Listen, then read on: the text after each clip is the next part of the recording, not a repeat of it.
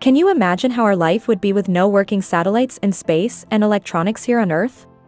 It would probably be something akin to hell, and if such a reality lasts long enough, it may as well push us back into the Stone Age. And like it or not, there are natural forces out there working to do just that. It was a week or so ago when our world experienced a spectacle we don't get to see, well, pretty much never. Large swaths of the world's sky lit up in vivid colors as a massive solar storm hit our planet. It was an incredible spectacle of the northern lights, visible even in places that don't usually get them, and utterly harmless. But that may change in the blink of an eye. The northern lights come to be when charged particles emitted by the sun come in contact with the upper atmosphere of our planet, hitting it at tremendous speeds. Thanks to Earth's magnetic field, the shield that surrounds our world, these particles are pushed towards the poles, and manifest themselves there as colorful ribbons of light. But these charged solar particles also carry with them the potential to knock out satellites in orbit and power distribution networks here on Earth. That's why detecting them in time might help protect our society from potential harm.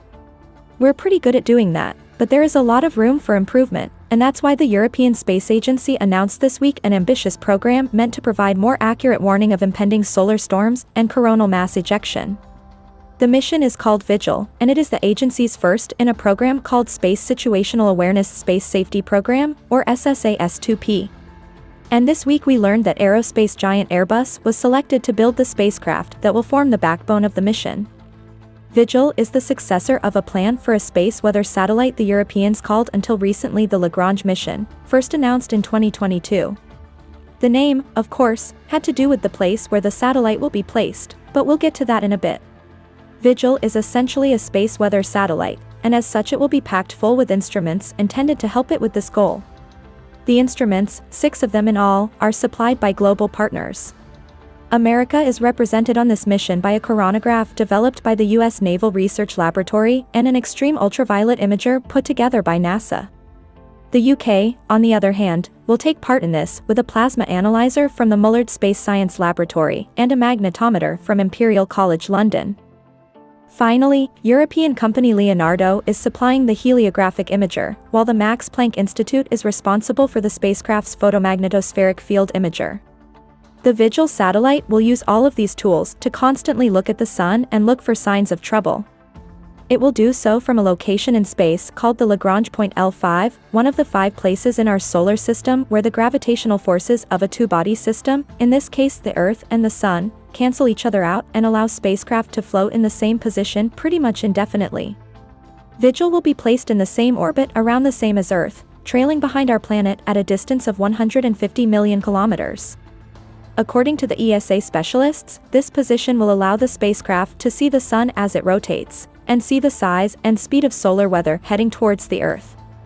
Because of this location, the mission can theoretically send people here on Earth a 4 to 5 days advance warning of incoming solar storms. The alerts should also be more accurate than anything currently at our disposal. This timely warning, combined with data from other space weather satellites, should allow humans more than enough time to shut down critical systems such as power grids and mobile networks to protect them from potential harm.